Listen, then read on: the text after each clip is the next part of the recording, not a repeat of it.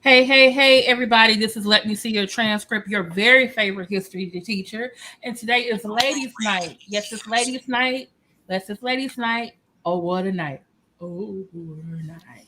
And tonight I'm having a very special guest co host. I am having the Afrocentric woman.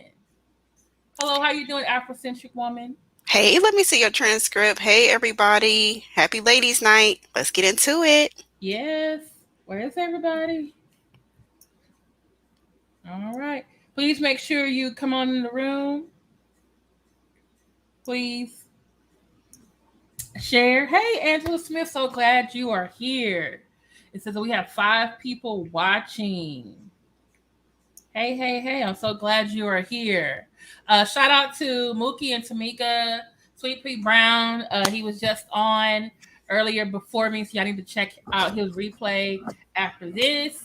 Also, check out yesterday, Roxanne went live, and also Daryl and the fellows went live last night for Friday Night Live. So we're gonna get into our list of everything. So we're gonna give it takes about 5 to 10 minutes, sometimes 10 to 20, for YouTube to send out all the notifications to all of my subscribers. So we're gonna start kind of small before we get into what everybody really came here for. Hey, Christine Parks, #1 supporter, how you doing? And let's get her just a refresher from this past Tuesday, just to give you an update on Britney Spears. I said last Tuesday Night Live that Britney Spears asked the judge if she can no longer have a conservatorship. She's 39 years old. She's an older millennial. She's a pop star, makes millions of dollars a year. Hey, respective Angel Mobile, thank you for being here. And Britney asked last week could she be released from it. She felt that she can handle her own life now. She's in a much better place. She's been on a conservatorship for 13 years. Unfortunately, the judge said this past week, I believe it was Thursday, he said, no, I am not releasing you from your conservatorship, especially because she has 2 conservators and they're both are not agreeing on things. They're both labeling things at each other. And I think the judge wants an investigation. And then all of a sudden, the conservator, hey, Miss MW50, the conservator that is not her father, but the one who was appointed by the court, resigned. So this is like really getting serious. The next court hearing is July the 14th. So I wish Britney success and hope that she can get what she thinks believes is her right. Afrocentric woman, what do you think about Britney asking the court to take her off this conservatorship? I didn't listen to her audio. I listened to most all of it. Mm-hmm. And at first listen, I was thinking, her dad sounds narcissistic. And so there's that. And so I was thinking, yeah, it's good that she's speaking out. This is a great thing. Mm-hmm. And, maybe the judge should let her out. But there was a lot of things that concerned me initially. And then as I start to think about it further, I was even further concerned. The thing about being in recovery, as she's someone who has abused substances, the thing about being in recovery to be successful long term is that you submit to the process, and you submit to the process completely and fully because you have a metacognition to understand that the addiction is stronger than you. So it's not that Britney was abusing drugs and then now she's free and clear. When you abuse drugs the way that she did, plus you have an overlying like mental health issue, you're an addict for life. So you're constantly working a program to stay sober. So the fact that Britney thinks that she can create her own treatment plan and that she knows the best thing to do and she doesn't want to do this and that, it makes me think that she isn't capable to manage her recovery. She isn't capable to manage this very delicate mental health issue. Oh, okay. I didn't know she was had been taking drugs. I knew she had the mental break in 2008, and that's what caused her father to step in. And so her father's supposed to be taking care of her. I guess you could say her finances, getting her work, managing that, and then the other conservator is basically handling all her personal things, like doctor's appointments, things that she may need at home, clothes, car, things like that.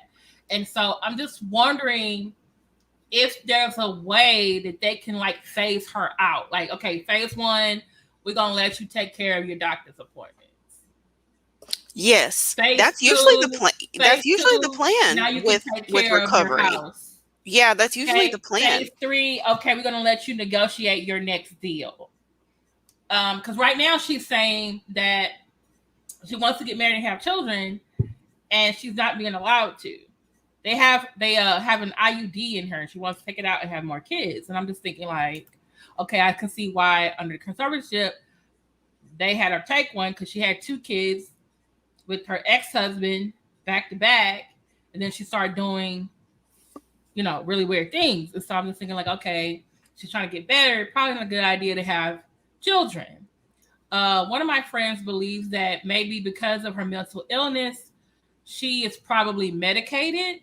And so they think that they were looking at her performance from Las Vegas, and they noticed that she doesn't dance the same as far as like, I guess the quicker, which she is older, but like the quicker movements that she does. And it looks like she's almost like, is the medicine having her in the fog? Mm-hmm. Is she too medicated? Like, so, and then she's saying that she's crying every day.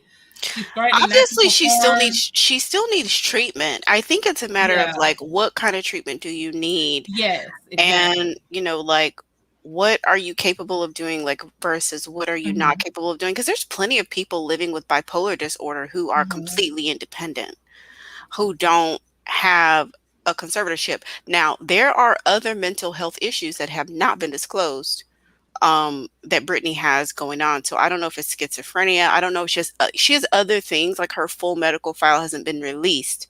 So the Oh, public okay. is we don't really know. We only know about bipolar, but that's not the only thing. And we do know about the drug addiction thing, and she's in recovery for that. So we do know that. It's like a lot of times people who have bipolar disorder will medicate with substances because that Mm-hmm. mania or that deep depression will Yeah. oftentimes lead them to substance abuse. So they are trying to medicate themselves. Now, I'm looking sideways at the dad because I'm thinking like, okay, what part did you contribute to this as far as her childhood is concerned? Yeah. Because Because he was her manager in the beginning. Like this he should have was been her manager. diagnosed a long time ago. She Mm-hmm. should have been getting assistance a long time ago. But I just think that because he was on that gravy train, Mm-hmm. and I would probably attribute a lot of her mental breakdowns to her family system, with him being a major part of it with his narcissistic ways. I would attribute a lot of her problems to her family system.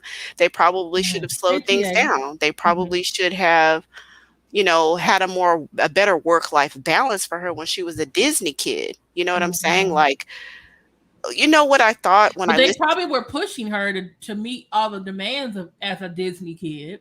Or I'm thinking maybe they did have her medicated as Disney kid. When she became 18, she was like, okay, I don't have to take the meds anymore. And that's when the problem started. Now I'm 18. Yeah. I don't have to listen to dad or mom. Uh, I don't know. I don't know when her dad stopped being her manager. Uh, but then, like I said, it was two. I think they said it was 2008 is when she had the incident with the paparazzi, Right. which they wasn't making it easy on her either. No, Um, no. We have this thing they're where mhm. they beat people down, like even like Naomi Osaka. Is it Yeah, Osaka? yeah. Where they want to like berate people. The press wants to be so hard on, Mhm, especially women. And then when they have a breakdown, they want to like kind of like exploit that too. Like, yes, mhm, these are celebrities, but these are humans first. mhm, And it's like that's a tough lane to be in, to be a child star and to have all mhm, this pressure, have so many people depending on you for their paycheck. Like, that's a Mhm. lot of pressure. And the media has no mercy. Everybody's Mhm. just looking for their own views, subscriptions, and sales, and all of that kind of stuff. So, but when I listened to it, listened to it again, and I reflected on it, honestly, her address to the court sounded very juvenile. She sounded like a teenager mentally. Mhm. When I listened to it again, it just sounded like a teenager who was kind of like rebelling against their parents. And I just think that she should have had someone proofread that. I know you want to express yourself, Mhm. but honestly, if you're trying to achieve something tangible, which is you want to either modify this conservatorship or end it, a mature person would say, I have these raw emotions and I have these raw feelings, but at the end of the day, fuck my feelings. I Mhm. need to get done what I need to get done. So let me have somebody review my address to the court to make sure that I'm saying what I need to say. Because even like the fact of her trying to like create her own treatment plan, that really hurt her case. That Mm. really hurt her case. If she would have been smart, she would have consulted with independent mental health providers to come up with like she would have had like a more collaborative of care approach to where Mhm. she could have input, have professional input, and then create an alternative plan and then present that plan in her plea to the court.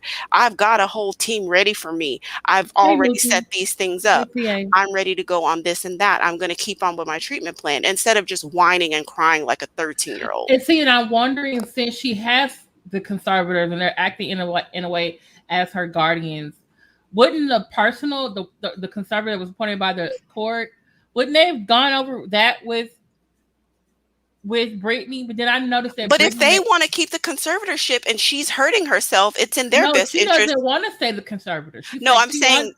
I'm saying the people who have the conservatorship, if they're the ones who are in charge, right? And Uh-huh. then they see her address to the court, it would behoove them to let her do that because it's going to keep the conservatorship in place. But the personal conservative said she doesn't want to be the conservative. She actually wants Britney to have more of her freedom. Hmm. So I think that person would, I don't know, get get some consultants or something together to help Brittany to come up with the plan. I mean, but then like you said, maybe that she really.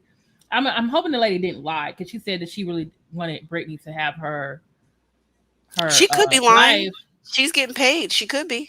Yeah, but then Brittany did make a point like, oh, I don't know. Well, she said first she didn't want to. She no longer wanted her father over it, and that's when they appointed a second person to be part of the conservatorship. But then now she still wants her father removed. And then her next comment was, even I forgot the lady's name. She said, even what's her name is starting to what did she say? Starting to get on my nerves or to be too much. She said to be too much. Hmm. So I'm just like, what is the too much? Well, she mentioned something about like, having, I guess, the curfew and like not being able to drive too far and not being able to see her children when she wants to and those kinds of Wait, things. where are her kids? I think they're with the dad. Really? Yeah, He has custody? I think so. Oh my!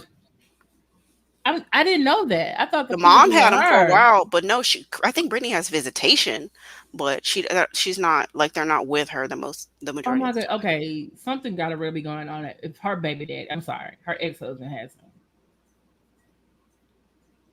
Yeah, Yeah. Kevin. Hmm. Wow. Because I think he was a gold digger anyway, but still, those are his kids. He was, and Uh, I think that now in hindsight, now that we can see her mental state, now the whole Kevin thing makes sense. it makes Because so I much think that sense. back in the day when we were looking at it, we just didn't understand how do you go from Justin Timberlake to that, a But backup then Justin dancer. Timberlake wasn't the only one, like because before Kevin, she married someone else, but that was annulled. And then someone else said that she was sleeping with some other star besides Justin Timberlake. That I mean, just those quick rapid Yeah, it's fire just. relationships are Mhm. not uncommon of people with bipolar. Oh wow. It's common that they Oh. have those, especially when they're in a manic episode. they tend to do very impulsive things. So 150. now in retrospect, it does make sense, some Yeah, it of makes these so much like sense now. crazy relationship Because connections. I don't know if you've ever seen the late actress Patty Duke. She for years, like Britney, she was a child star. They had her. The family had her on pills to keep, Then she was molested by an uncle. Uh, Married several times. Erratic behavior. People were like, "What's up with her?" Great actress. She kept going to therapy, and they're like, "Oh, you're bipolar. You need lithium." And she was like, "What? That's all I need." She's going.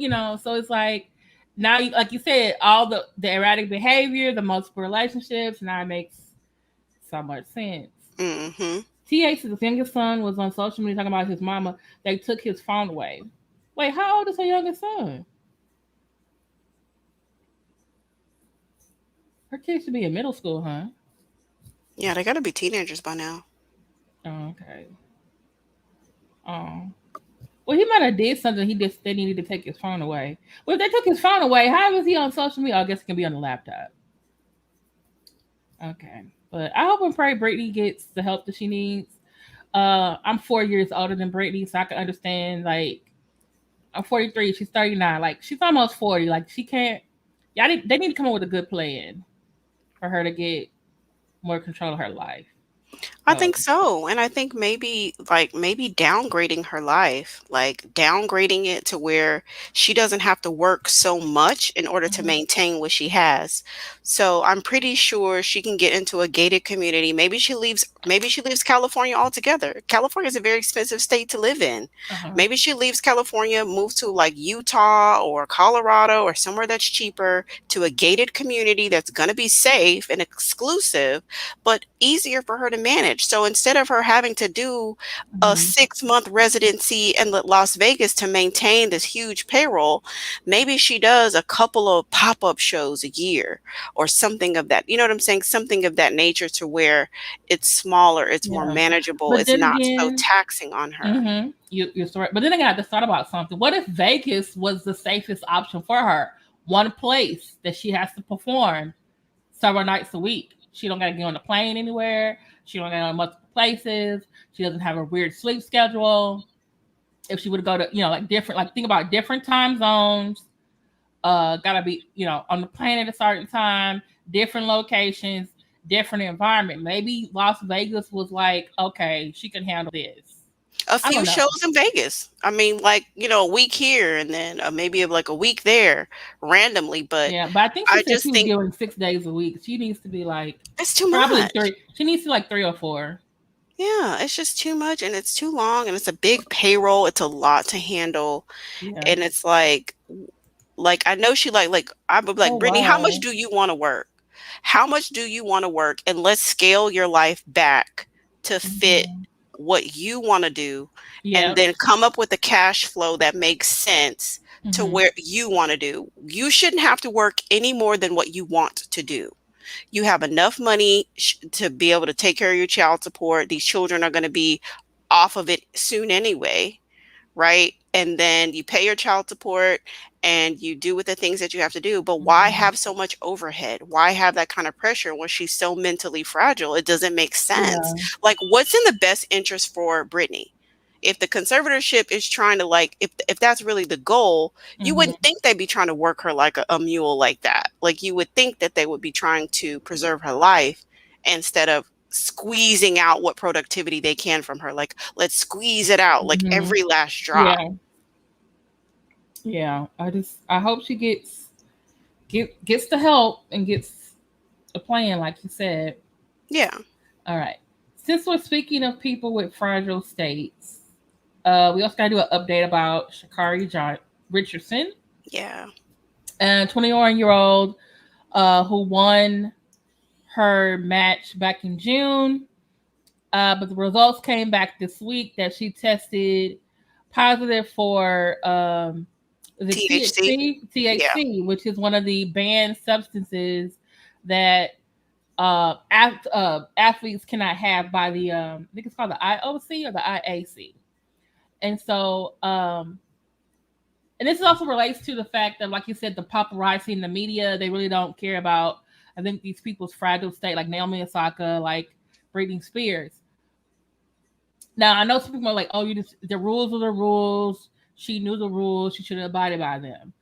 She won her match. A reporter said, so I know your mom died yesterday. How are you feeling about that? She didn't know her mother died. Yeah.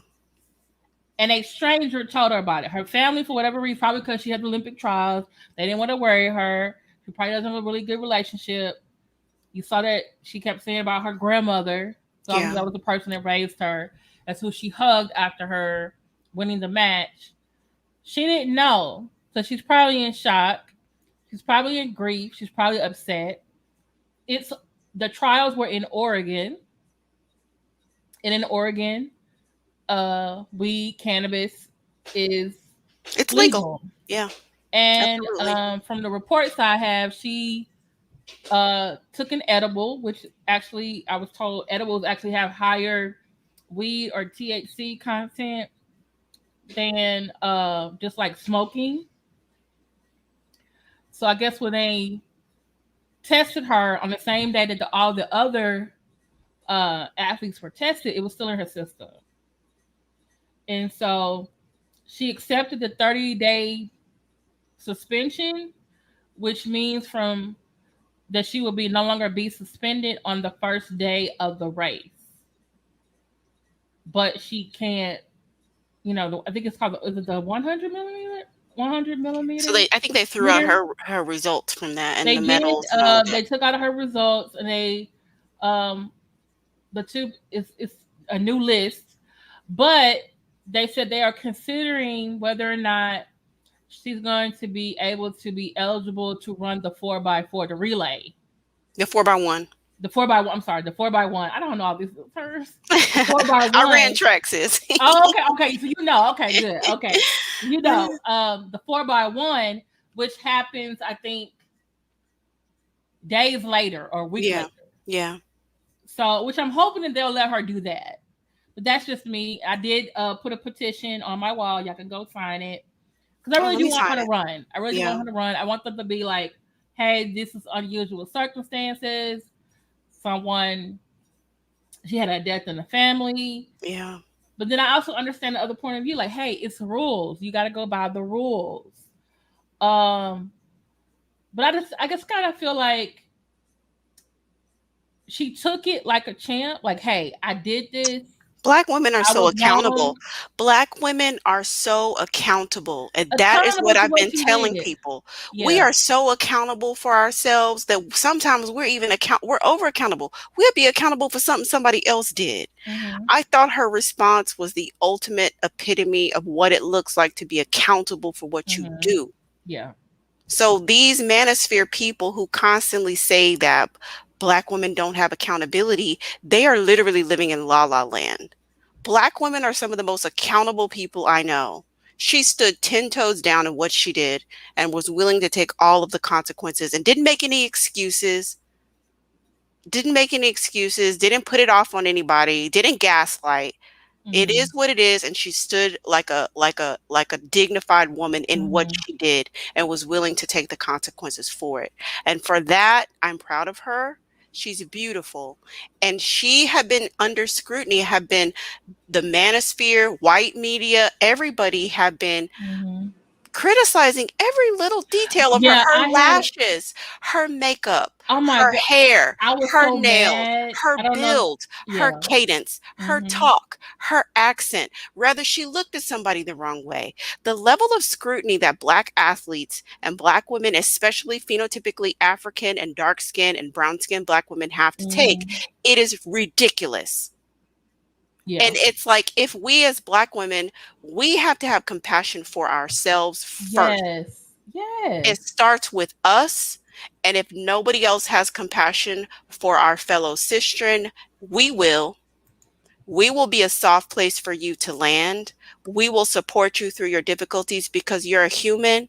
You're a beautiful athlete. You're strong. We're proud of you. You're representing the ADOS Black women in the United States. Mhm. We're proud of you. Thank you for, putting yourself out there and being an elite athlete, period.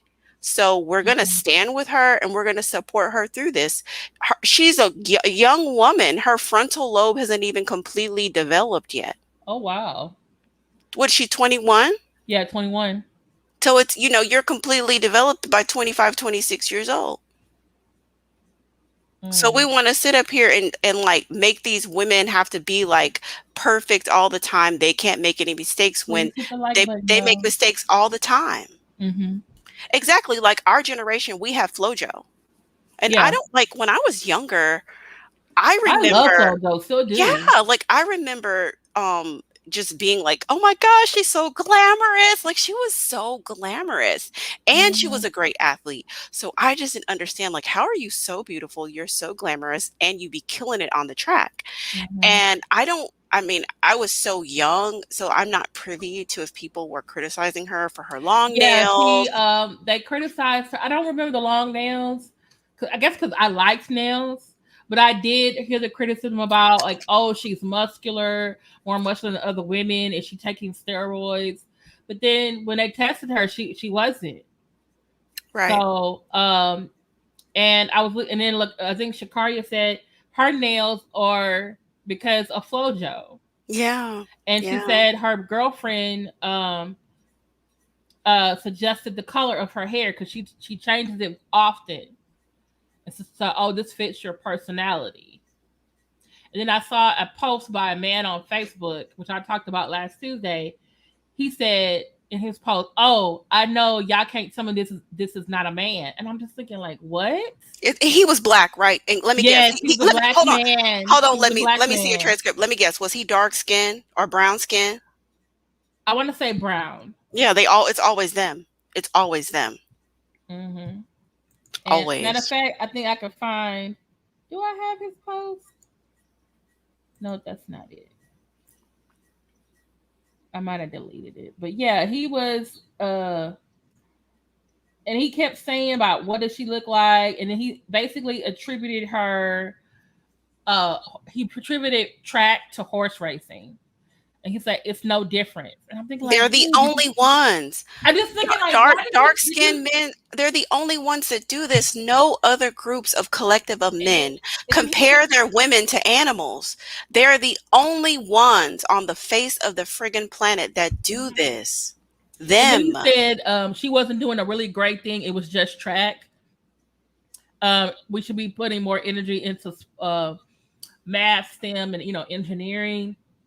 And tomorrow, and he said, "Don't get me started on her dragon tattoo." And I'm just thinking, like, oh my goodness, this whole body shaming.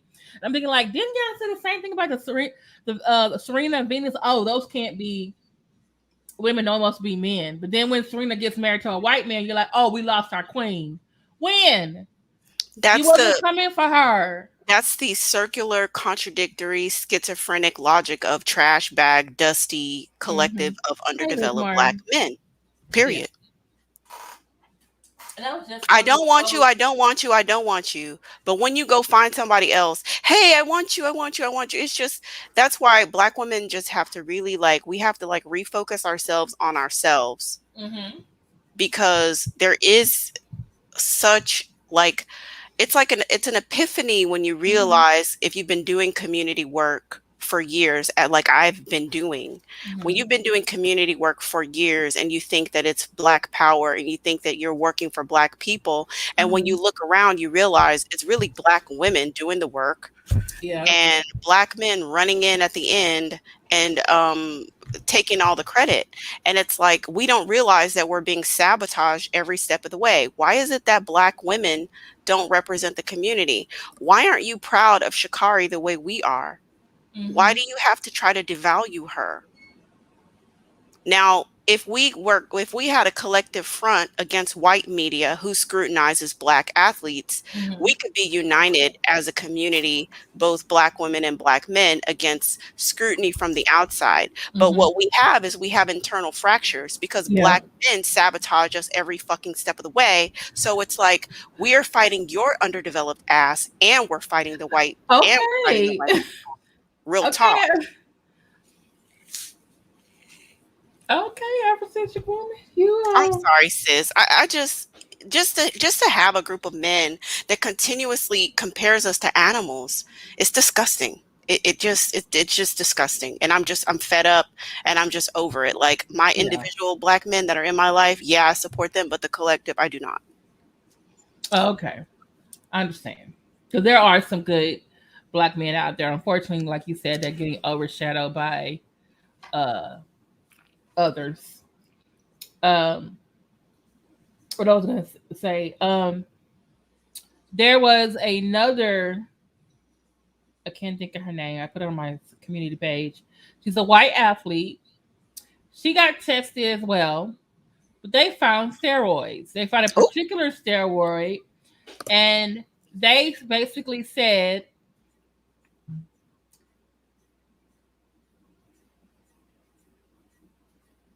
"Okay, okay, Mookie, just got a message." Um, I forget what the chemical is called, and so the IOC or the people said, "Oh, we're suspending you. You're banned for 4 years." mm-hmm. So I mean, she can't even get. But now she's trying to say, "Oh no, it's not. I didn't take any drugs. It was the food that I ate. I ate a. It was the pork in my burrito."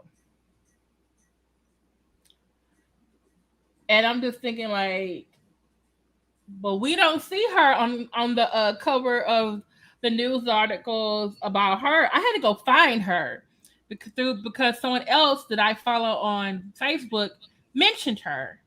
Said, "Oh, look at the media. They don't show this person who's giving this sorry excuse that it was the pork in the burrito is the reason why they failed their drug test."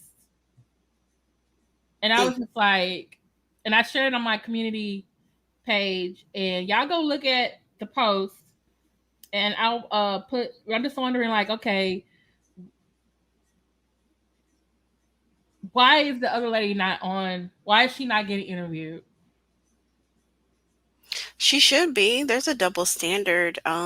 Black female athletes are under, a whole level of a scrutiny that, um, white athletes don't have to endure. I mean, Lennon Honor has even talked about this whole situation with Stephen A. Austin, Stephen, oh God, what is his name? Stephen Smith. Stephen A. Yeah. Smith, and how he, has different treatment for black athletes versus white athletes. But I think that Oh. that could be, said about a lot of other commentators in Mm-hmm. sports, people who cover sports, that they don't cover white athletes the same.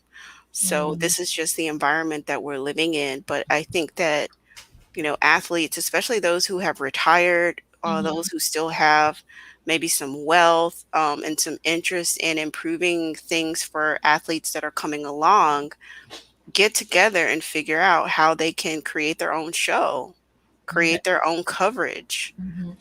Hold Um, on, Afrocentric woman. There's 17 in the chat, but I only have 9 likes. Come on, y'all, please. We have this really great discussion. Please hit the X, go out, click the like button, and then click the live chat to come back. Okay. All right. Okay.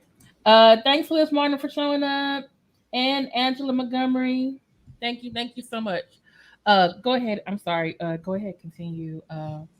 Afrocentric woman. well, that's what I want. That's what I have to say. I think like if we're going to be solution oriented, that is going to be the solution. But again, it will go back to the original point that I was making about, are Mm-hmm. black men really our allies? Mm-hmm. Like, if they're not going to protect us from these animal comparisons, in fact, they're the ones hurling out the comparisons to animals and the blackface and the scrutinizing us. Like, they're doing the white man's job. They're doing it, Mhm.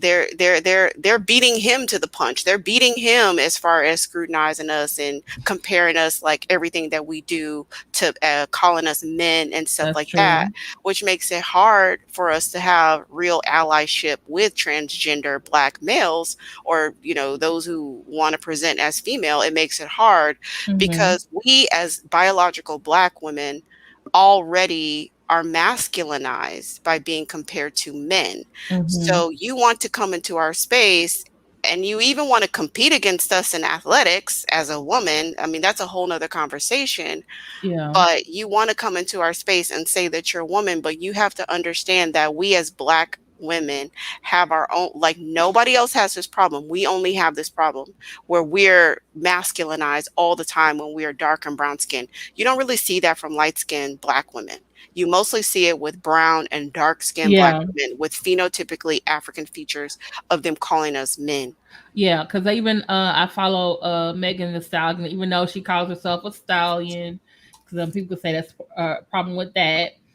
But sometimes the men they make comments about her, but it's still like all the women we're like hyping it up, and um, and even when she got shot by a man, it was still like, oh, what did she do? Like it automatically had to be her problem. Like, wait, like you just said, what about who's protecting us? We got to protect ourselves. At this point, I think we have to swallow that bitter pill. It's hard, and I mean, it Mhm. took me a long time to come to this place of swallowing the bitter pill of we are what we have. Okay, so we have to protect ourselves. We cannot depend on the collective of black males. I mean, I even had a situation in person. I talked about it a little bit on my last video that I did, where I was hit. I was literally on my own. The security wouldn't help me. No black men around would help me. Nobody. I was on my own. Me and my homegirl. That's it. Hmm. So, it's like it showed me that black men don't jump in. I mean, you have those rare instances, but I just wouldn't rely on it. I wouldn't rely on their Hmm. protection until after a consistent time that they prove that they're going to do it. But they've proven over the past several decades that they ain't going to do it. So I just got But to accept but I was that. gonna. I was Go gonna ahead. say though, one of my good friends, we were talking about a little bit about he's coming out on the flip side of what you're saying, and he wants to have a panel. And I keep trying to say, well, what black women you gonna want to have on this panel? He wants to have a panel about black feminists, Okay. and For he's for the coming purposes of what? because he wants to know, or I guess he wants to discuss. I guess his position is that feminism, that black women have subscribed to feminism, which is Hmm. um, based in white women's feminism, and that is when black women subscribe to it, it has hurt the black family. Okay. Well, how about this, sir? Let's And have a then panel on. hold on, because he's my good friend. So I keep trying to figure out, like, okay, what women can I have on this panel? Because I don't know, like, who am I going to ask to be? Who going to be on the panel? And is it going to be like a discussion, or is it going to be a debate? And so now I'm hearing what you're saying. It's like, it's kind of Y'all, opposite. excuse if y'all hear that popping. They're popping firecrackers in my neighborhood. So Oh, let it me sounds like, apologize in advance for all the oh, no noise. problem. I thought it was popcorn. It's fireworks, girl. Oh, okay. But go ahead, sis. But yeah, it just reminds me, like, hearing you say, like, hey, we're not protected by black men. Then I'm hearing from black men like, oh, you guys are subscribing to this white feminism, and this is why it's messing up the black family, the black home. And I'm just, So like the abandonment rate isn't messing up the home. The fact that black men don't want to pay child support isn't messing up the home. Like, mhm. I'm trying to understand. Like, no, bro, listen. I would focus on what are you building? Like, what are you Mhm. doing? Like, who are you protecting? At least the women in your own life. Like, what are you doing for them? Like, what are you doing for your mother, your sisters, your aunties, your children, your baby Mhm. girls, your nieces? Are you taking your nieces to the daddy daughter dance if their daddy abandoned them? Are you helping pay your nieces school tuition if their daddy is not there? What are you doing in your own family to help the women in your own sphere of influence? Oh. Since you don't know me from Jane, you don't know me from a can of paint, and you're not going to protect me because I'm a random black woman, okay, that's fine. The black women in your life, what are you financially, physically, and emotionally doing for them? If you can tell me a long list of things that you're doing for those women, then you can come to a panel. But other than that, I don't want to hear shit about no fucking feminism, sir. Have a seat. Uh, okay. I don't know what to say to that. Show and prove. That's what men do. Men don't sit around and bitch about feminism, sir. Men I show and don't think he was prove. bitching, but I think he really was like trying to figure it out. Like, okay, why is this whole? I don't know, and maybe I need to ask him like, where did the source of this wanting to have this panel and this discussion came Manosphere from? bullshit, sis. You haven't heard what they say. It's the same But talking I've never points. heard him like saying that he's listening to. But then I never asked. But the collective of men talk about this kind of stuff. They talk about how to get out of paying child support. They have all types of different scams about how to hide their money, about how to get work up underneath the table so they don't have to pay. Oh, I mean, like you would be surprised at the conversations that they have. They have conversations about, like getting to like 18-year-old girls right out of high school. Like that's their preference. Like if you listen to some of these underdeveloped conversations, like you oh would be my blown away, goodness. and they're so fixated as to what it is that we are doing, when it's like, what is your plan to step up and protect black women, protect black children, even protect black boys? What are y'all Mm. doing for that? Yeah, we've Because it's actually even had we've had conversations about that because it seems that even in the black church, it's like no one believes the black boys when they're abused, and it was like we got to believe black boys, we got to believe black men it's who a said huge that they've been epidemic. abused. It's a huge epidemic. And this is a little side note. We can get right back on topic. But Yeah. even with the whole Tila Tequila thing, okay, Oh so my goodness. She yeah, so just with that, let's just use that for an example. So wait. the Didn't she say something recently though? about black women's hair and the wigs and stuff. Oh, she said something about hair being nappy or something. Yes. Yes. Okay, those of y'all who don't know, Tila Tequila used to be on like MTV. I think she was in some type of contest. She's an Asian woman, but I think she was adopted by a white family. Her real name is not Tila Tequila, but she espouses very anti-black, and I think even she said some anti-Semitic things at one point too. But her latest thing is black women's hair, where our hair is nappy. Yeah. I'm So just just looking at this particular mhm. example, um she had kidnapped a little boy and a little girl in the neighborhood. What? Yeah, two little black children. She had kidnapped them and had run some bath water, and supposedly she was going to baptize them. So the grandmother, the little children were playing in the yard. The grandmother came outside to look. Y'all can go check Paris Milan's video to see what I'm talking about. Oh my So the grandmother goes god. outside to the yard. The children are gone. The grandma's like, "Where are my babies? Where are my babies?" They say, "Oh, that lady, and that lady." So it led the grandmother to Tila Tequila's home. So somebody was recording the grandmother confronting Tila Tequila about why does she take these children into her home without the parents' permission, with the grandma's permission. And Tila Tequila's crazy ass said that she was going to baptize the children. But see, what She you be need to no minister. but what exactly, and that's what the grandmother was saying. But what we as a black community have to understand is that, okay, obviously Tila Tequila has this disdain. She has this hatred about for black people, and she has a superiority complex against black people, because she threw, even in that rant, which was mostly geared towards black women, she also condemned the black community as being cursed by God, that the reason why Africa is where it is because God doesn't love. So she hates black people globally. She just hates black women more. So who's to say that if And she she just took two kids. Did they file charges against her? didn't file a charge? That's the Damn, problem. grandma. Didn't file no charges. Grandma. No, Mm-mm. they didn't file. Now, I don't know what the statute of limitation is because it is on camera. And she did admit to doing it. So I think if the grandma wanted to file charges, she possibly could, depending on the state and the jurisdiction, if I it's not wonder too can they just late. give the hey county, here's what she did, here's the information, and y'all just decide what to do. Because Quite possibly. I think Paris Milan reported it. She may, yeah, I might check her IG and her community page to see if she posted any like follow up if somebody did want to report her. But I think the biggest issue, what I'm trying to convey is the collective of underdeveloped Black males, because they have a disdain for Black women so much that they were so enthralled by Tequila's criticism of Black women wearing extensions that they missed the part that she had abducted these two innocent Black children, and they were willing to give her a pass to do this, because if you criticize Black women, we're willing to forgive anything that you do. So Kevin Samuels can be a whole gay man. It doesn't matter. If you criticize Black women, we're willing to forgive anything that you do. We're willing to overlook anything that you do. So who's going to step up and protect the Black women?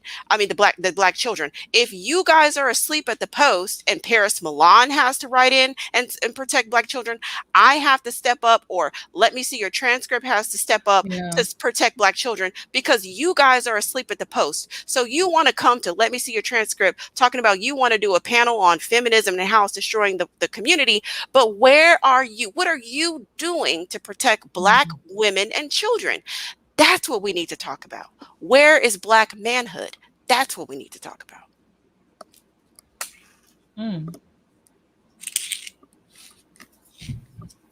I'm speechless right now.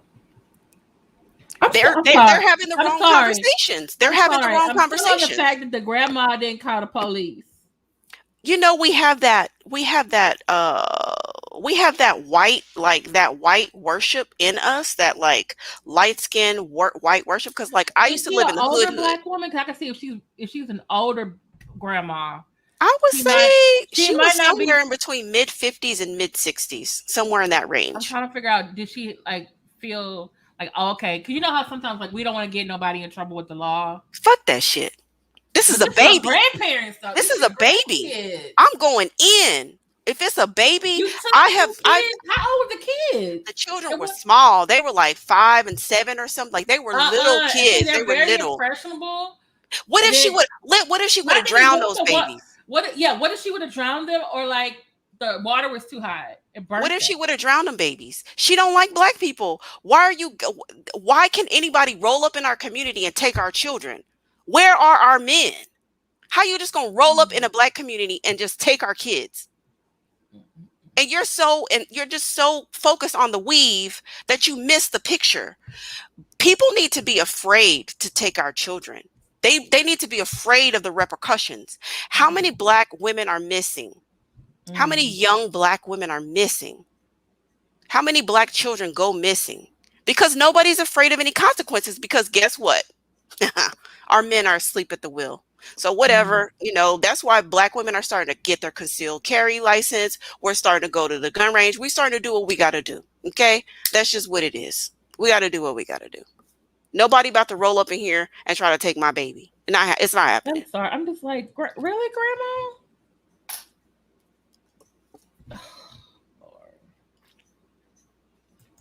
And then, I've had old school she wasn't my grandmother, she was my great aunt, my grandmother's sister. I wouldn't dare leave the front of my house. If I'm outside in the front yard, I better stay in that damn front yard. Yeah. That's when you can, grandmas and great aunties, they made you fear them. So I don't know. Maybe this grandma was just like a little bit more loving. I don't know what, but the grandma's an afterthought. Like, this lady abducted these children at the end of the day, and Black men are supporting her because she was critical of Black women's hair. No, none of the Black, I haven't seen not one Black man condemn her for coming and rolling in our community and taking our children.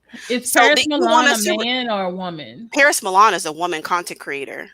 She has YouTube page, and she covers Black issues and whatnot, and she has Instagram. So Okay, I'm gonna definitely check that out. Like, yeah, wow, you just took someone's children off the. took them.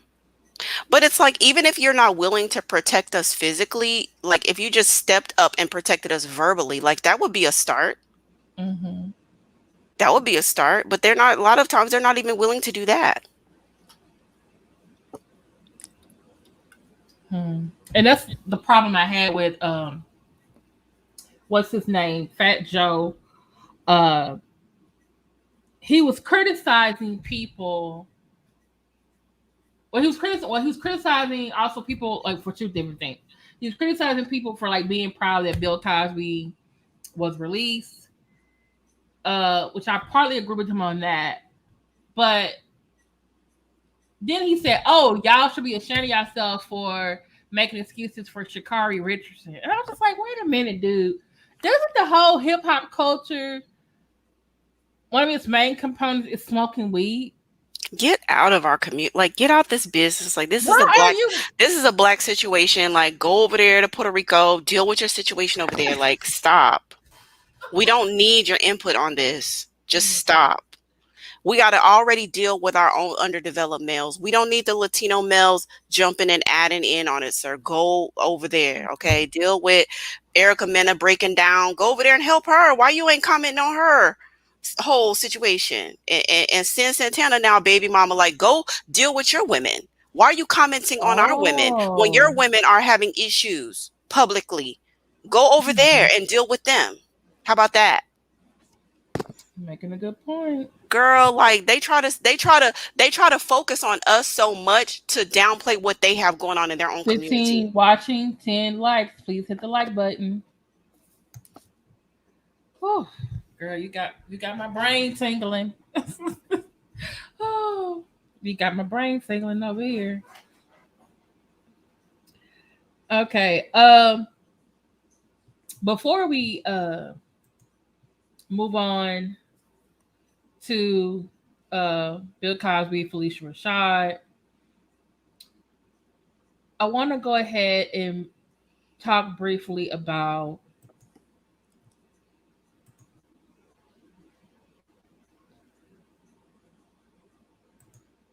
this Nicki Minaj, Cardi B, uh,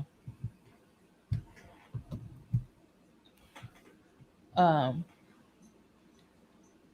beef. Okay. Thank you to those of you who come in, hit the like button. This one knew about how he cheated his best friend's son out of his money. What? Oh wow. Interesting. Interesting. Okay.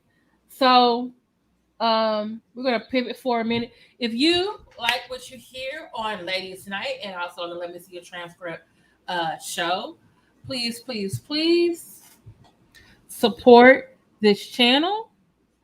You can send a Cash App. I'll put that in the chat. Send a Cash App or PayPal. And while you're doing that, just as we wrap up the whole ShaCarri situation, I just think that as black women, we just have to just stand with her and support her through that.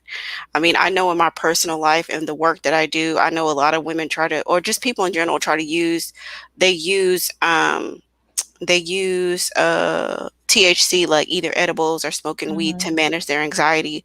Like the anxiety is a real thing, but there are alternative ways that you can manage your anxiety through lifestyle changes, through dietary changes, through meditation. I see you've been promoting self-care a lot on your channel. Let me see your transcript. So through self-care, there's other things that you can do. And I just think that our community really does need more tools and tips to manage their anxiety, because some of us are nurses, or we work in healthcare, we work in the school district, or whatever the case may be, and we might get tested at any point in time. And so we don't want that THC to be in our system if we live in a state where it's not legal, or sometimes you live in a state that is legal and you still can't have certain professions and have that THC in your system. So I just think that as a community, we just need to talk more about mental health, and we need to check in on each other and share the things that's working for us to help them, help get through it. So I really think that with ShaCarri being as accountable and very, very accountable in her response as to what has happened, that leads me to believe that she's going to totally course correct the situation and have a lucrative long career in athleticism and in track and field. And we just have to stand with her, no matter who's coming up against her, whether it be our own Black males, or mammies, or pick-mishas, or the white media. We just got to stand with her. So that's what I wanted to say in closing on that part. Oh, okay. Thank you for closing that up.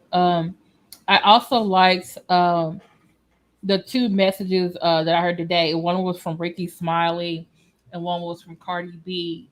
And both of their messages were that, she needs to learn from her mistakes, as Ricky Smiley said. Whoever's her family needs to surround her. And both of them said she just needs to get ready for the next 3-4 years. She knows what she got to do. She still got her endorsements from Nike. Nike's still standing behind her.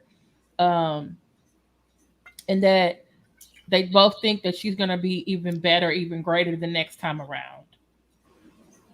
So they just need for her to keep, I guess, stay on the course. This is just a setback. This is not something that's going to derail her career. And so I thought that was really positive message, considering some of the other not so positive messages out there, So, but yeah, I wanted to talk about this, and then we will go into Bill Cosby, Phylicia Rashad, and Janet Hubert.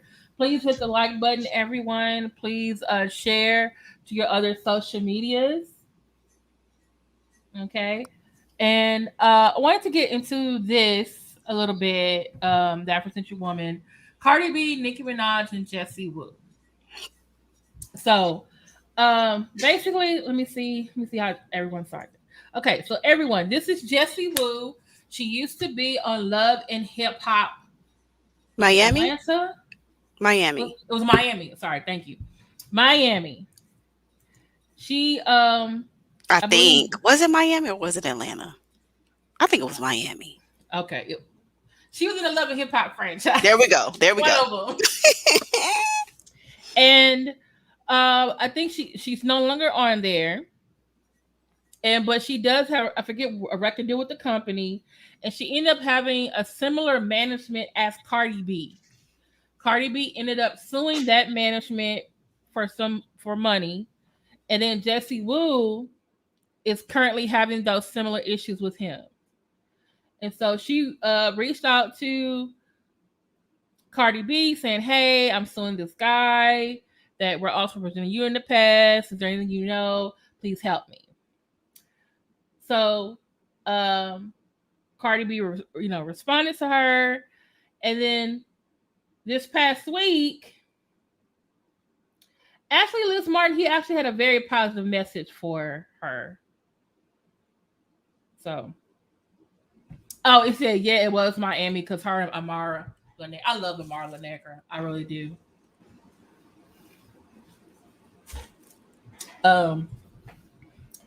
And so this week, Jessie Wu gets on her Twitter or Instagram and starts talking about,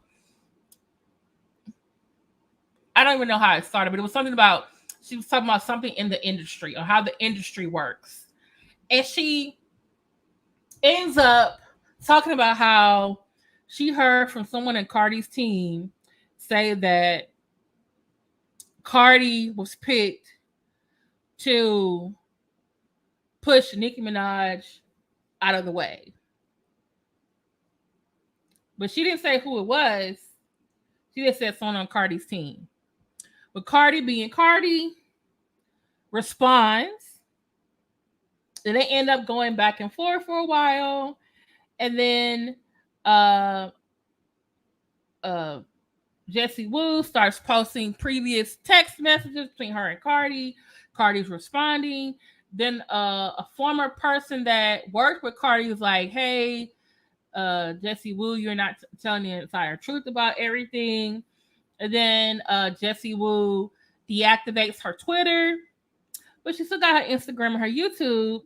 And all of a sudden, Jessie Woo is now slated to go on a Wine with Tasha K to tell her side of the story of this thing going on between her and Cardi B this week.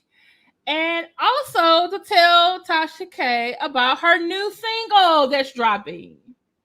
The irony. Also in this, between what has happened, Cardi B is rushed to the hospital. As you know, from the BET Awards, she showed that she was pregnant. And so Cardi B is like, "Hey, I'm over here dealing with this drama with these people and got myself into a beef." And the ever since I wanted to ask you. Exactly. That's what I think too. Do you think Cardi was set up? I think that Cardi's easily triggered. So I think that people who need to like build a buzz for themselves go after her. Okay. Because Cardi does not listen to her PR. Cardi doesn't listen to her friends. Cardi does not listen to her husband. Cardi does not listen to people in the industry. She doesn't listen to anybody. People constantly tell her, stop responding, stop responding, stop responding. She don't care. Like that tweet that she wrote, like Cardi doesn't have the best like diction and grammar. So there was even like the lady that used to do her manage her social media. Cardi always has control of her own Instagram. Like she controls it. She controls her Twitter and stuff like that, even though Humpty Dance. Her management has said, let this woman write for you. Cardi won't release that control. Like Cardi is very protective of her Instagram stuff because that's how she got onto Love and Hip Hop. She had over 1 million followers on Instagram back in the day when like that was a big deal. Like now people have like 5 and 6 and 7 million or whatever. But like back in the day, 1 million subscribers on Instagram was a big deal. So that's why she won't release control over it, you know, and she don't listen. So people just go after her because they know she's going to respond. Like Candace Owens goes after her, you know, different people go after her. They can just make up anything and they're like, well, Cardi's going to respond. So let's just say something really salacious, something very controversial, something very inflammatory because we can like make her respond. And she's popping right now. And so that's going to help me. So Jessie's becoming very problematic because I was trying to look up this connection that she has with Godfrey, but you know, like was defending Godfrey and she had some color, like some stuff she said, something about like some of you dark-skinned women be out here looking like roaches. Like, yeah. Yes, but Even though she's dark skinned, but the thing about Jessie is that she wants to like other herself. Like Cash Doll used to do the same thing. Like Cash Doll didn't even want to admit that colorism an issue because she's like, oh, I'm pretty. I don't have these issues. I don't know what you guys are talking about. So she kind of wanted to be like, I'm the exceptional dark skinned Black woman. And Jessie was like, I'm the other. She wanted to like other herself from the collective of like dark and brown skinned Black women. That's probably why she's beefing with Marla Negra, who's like, I'm Black, I'm a Black Latina and I'm proud, or not going to change that for anybody. Yeah. So Jessie, you know, I think that, you know, this is very risky in terms of building longevity in your career. Mhm. I know that there's a quick, gratifying, spike in your numbers, spike in Mhm. your interest, which is a very temporary thing. But if are you trying to like pop off right now and be in the blogs right now, or are you Mhm. trying to build a 20-year career? Like, pick Yeah. a lane. Are you a singer? Are you an actress? Are you a comedian? Like, Mhm. what is it that you do? Because you're not really doing anything super well. Like, develop one of the skills that you have. If you want to do comedy, like, commit to that. Why are Mhm. you trying to sing now when the comedy never really took off? Oh wait, she was originally a comedian? Yeah. Oh, I didn't know that. Yeah. So, pick a lane, sis. Like, develop Because right yourself. now, the big thing is now, like, a lot of the people that I follow, either they're comedians or they do skits, and they get hundreds of thousands of people watching them. So look what Issa Rae did, and look where she is now. She has a lot of skits. Jessie has a lot of skits. She's done a lot of collabs Oh, with other okay. comedians. I don't know if you know that Caribbean guy. Um, gosh, what's his name? The one that we don't like know where he comes from. I haven't seen this stuff in so long. I forgot I his guess name. that's not enough for her. So it's like, oh, I got a new song I want people to listen to, so I'm just gonna say something about Cardi because I know she's gonna pop off. Yeah, I'm like, Damn. do I believe that somebody on the team said that? I can't say I do. I can't say I do. And even if they did, like, who was it? Like a nail tech or something? Like, you know what I'm saying? Like, was it someone that picked Cardi's clothes? Like, was Or it did she twist it or embellish it? quite possibly? I don't believe anything that she And why are says you right saying now. it's 2 or 3 years later, not back then when?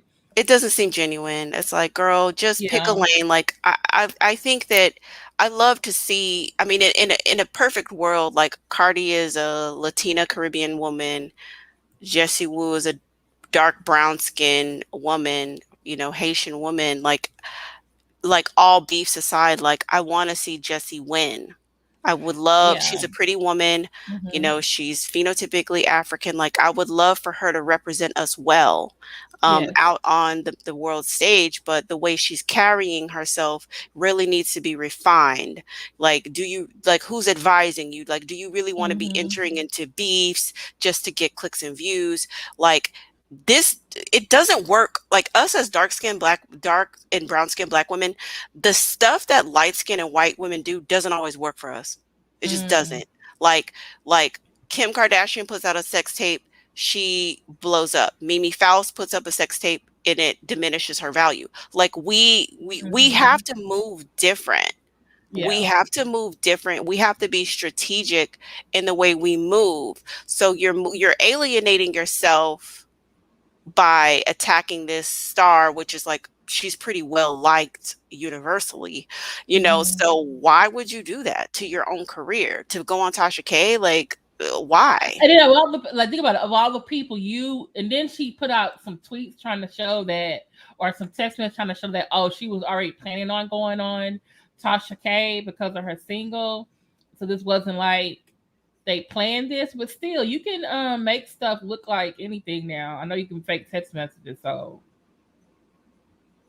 Yeah. I just don't, just from a strategy point of view, as a dark skinned woman, I just hmm. don't think that this is wise for longevity in your career.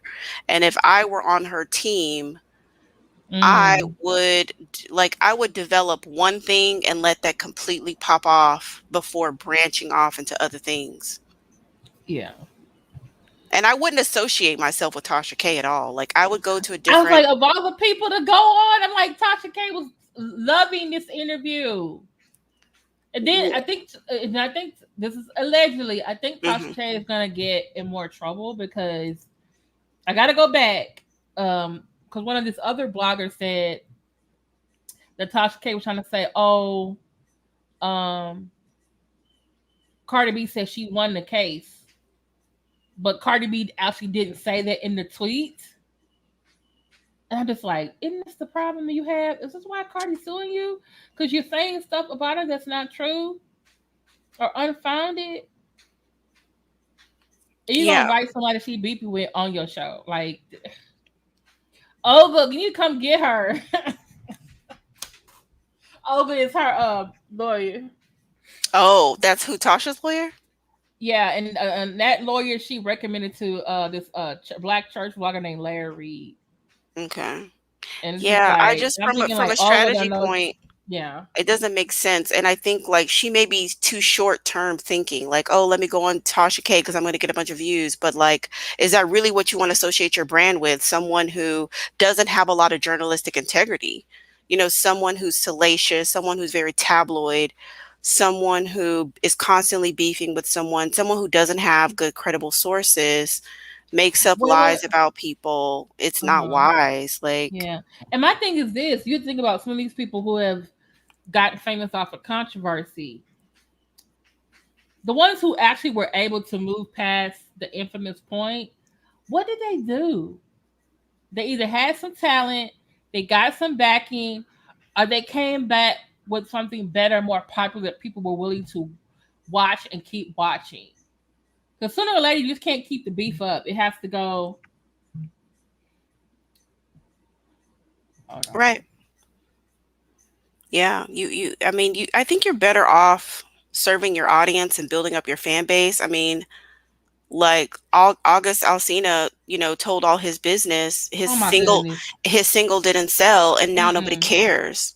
Yeah, Nobody nobody cares. cares. Jada still has her show. Will's Yep, still Red a Table Talks. millionaire, She still got her husband. Yep. and they've moved on. And now you're out here looking stupid. You've told all your business to what end? Like, I think that you Mm-hmm. really have to think about where you put your energy. And although you'll get those quick hits, for the most of these artists that are trying to snatch attention with these like salacious topics and stuff, they don't endure. Mm-hmm. Like, where's your music? If you spent time honing your craft and building your fan base, maybe that would be a better use of your time. And Mm-hmm. I would say the same thing for Jessie Wu. Like, Because there actually are people like I did the Black Music Month and Pride series, and a lot of the people that I were spotlighting, some of them are not always, let's say, on the charts or in the media, but they mhm. have such a strong fan base that comes to watch them and listen to them and buys their product Yeah, that they are there's a that lot of they are people. that they are successful. Yeah, there's a lot of artists like that. Like, I think it's Tech 9. I think I'm thinking about him. There are people who are not necessarily mainstream, but they have a very loyal following Mm-hmm. and they can tour the country Sean and do Patterson is one well. that I can think of. Yeah. And so maybe just in 2021, with the landscape as saturated as it is, maybe you find your niche, you find your spot, and you be the best version of yourself. Yeah. It's hard to break through the noise, but just don't sell. You don't have to sell your dignity and be attached to drama and mess and to someone as Mm-hmm. toxic as a Tasha K. For what? Like, okay, let's say that someone on the team said it. Let's just say that they Mm-hmm. did. Okay, so Jessie, like, what is it serving? Like, what is it serving you long term to repeat this? Mm-hmm. It just doesn't make sense. You're distracting away from what it is that you're selling. What are you And the selling only anyway? and the only person who's smart enough not to say anything is Nicki Minaj. She focused on her baby now, and She's I think mhm. that's why Cardi and Nicki have like died down, because they have kids. Like, they don't have time to beef. Yeah. Like, Nicki has a whole And baby, Cardi unfortunately, has a Cardi baby got and pregnant again. and Cardi got herself too excited, and I'm like, sit. And I love Cardi, I do, but like me, she's a Libra, and so like even my friends telling me, Kimberly, you don't have to pay attention, you don't have to respond to everything, you don't say at the chats, do. But sometimes I even tweet Cardi a couple of times, like, sis, please don't, don't, just calm down, just log off. I love Mhm. you, but log off. From one Libra to another, please log off. I Right. do. Like, I'm rough for Right. you, but I need you to log off now, please. But yeah, like you said, she has to learn to ignore things. But then again, someone mentioned that there are certain vlogs that favor people, Mhm. and Nicki Minaj got her favorite bloggers just like Cardi got hers. So it's, even if Nicki, for the most part, outwardly is not doing anything, could she be doing something behind the scenes? So I don't know. I kind of wonder about the marketing, the PR, the packaging, and everything. So Well, Jessie's making her bed and she'll have to lay in it. That's what I can yeah. say. Oh, Jessie Woo, Jessie Woo. Why? Mm-mm-mm. What is this? Who is J? Who is JL? Humpty Dance. He's starting to sue. She gonna have everybody suing her. Who is JL? Is JL Jason Lee? Uh-oh, Battle of the Narcissists. Here we go. Oh, he's one. Oh, he's one too. Battle of the Oh, she Narcissists. said, yeah, Jason Lee. Okay. Oh, Well, wait, does this have to do with something like he? Wait, was he like on a trip or something? And maybe he was drinking or something? And did allegedly Tasha K say he was drunk or high? Is that why?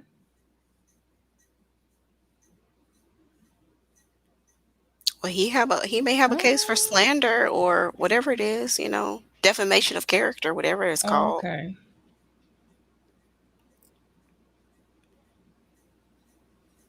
It's interesting. Yeah, she said he was doing drugs. Allegedly. Yeah, so I mean if he I gotta wants to say, put look, I gotta say allegedly because Tasha K gave her lawyer to Larry Reed, and Larry Reed sent me a cease and desist. I gotta be careful. no, okay, whatever, Mhm. allegedly, that's fine. Allegedly. But that's going to be another battle of the narcissists. We'll Oh my see. I mean, she goodness. gets into it with other narcissists all the time. I mean, and Tasha K, like um she knows her kind. She knows her people. Like she knows, like I mean she may not admit to being a narcissist, but she is Mhm. one and she knows her people and like she gets into it with them like, she does. It is what it is.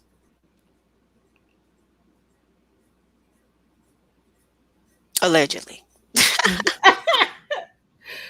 Oh, oh my god. People are texting me.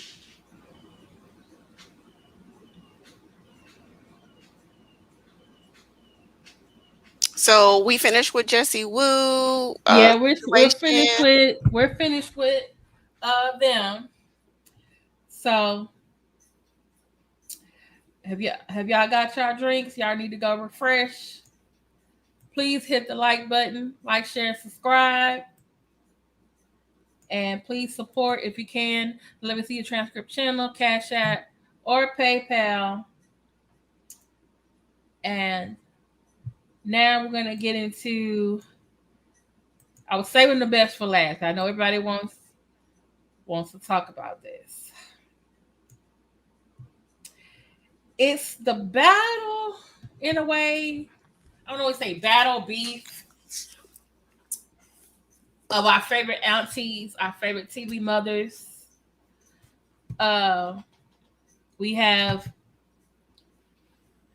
Phylicia Rashad, native Houstonian, dean of the Fine Arts School at the Howard University, wonderful actress, Tony Award winning, I believe Emmy Award winning as well, actress, TV, and film.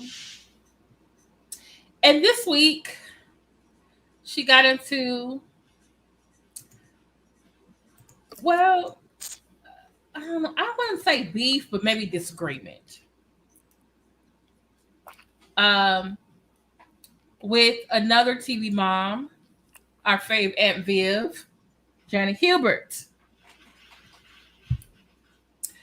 And they got in a disagreement over Phylicia Rashad's tweet after finding out that Bill Cosby won his case in the Pennsylvania Supreme Court and was going to be released. Now, let me say this. This is my thought about the whole Bill Cosby situation. I believe Bill Cosby he did drug those women. He admitted to it in his deposition, the last one he did. However, the terms of that case were that he was going to admit what he did, there was going to be a settlement, and he was not going to be charged.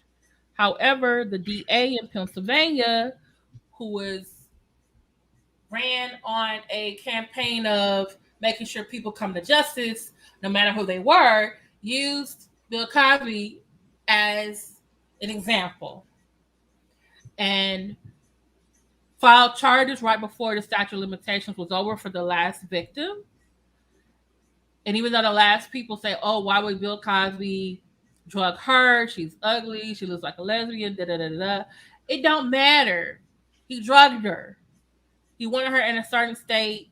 He'd been doing it for decades. He did it again. It was wrong. It don't matter what the person looked like or what they was wearing. It was wrong. However, I do disagree with something being introduced into your trial if it's not supposed to be there. And other women who are not like from decades previous are allowed to testify. I can see both ways. Test your character, your a pattern that you have. But if you said that you drugged someone and then the condition was you're not going to be charged, then you're not going to be charged. Even though it kind of does show how much money you have that you can just make those type of deals. So I want everyone to understand. I think Bill Cosby is guilty of what he did, and he should pay for that. But the way the case went, I think he should be out of jail on those technical points, and also because of his age. And we're in a pandemic. He's like 83 in the pandemic. Okay? But that doesn't mean I'm going to be out here celebrating like, hey, Bill's home, Bill's home, Bill's home. Because as far as I'm concerned, Bill has a pattern of drugging women. And even though there were other people back in the day doing the same thing, he was still doing it. And I know Phylicia Rashad is his co-star and his friend, and she was excited about this.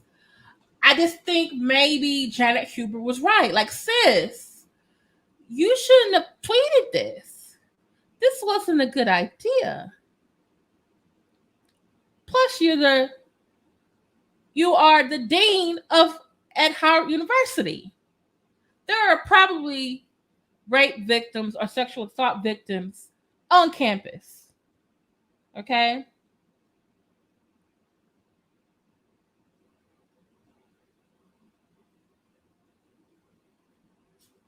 Yeah, I see what you guys are saying. If you do the time, you should do the crime.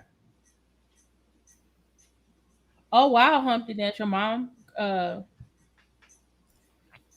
mother warned you, and so, Janet Hubert texts her online and say, Phylicia, what are you thinking? I don't know you, but to say this was terribly wrong.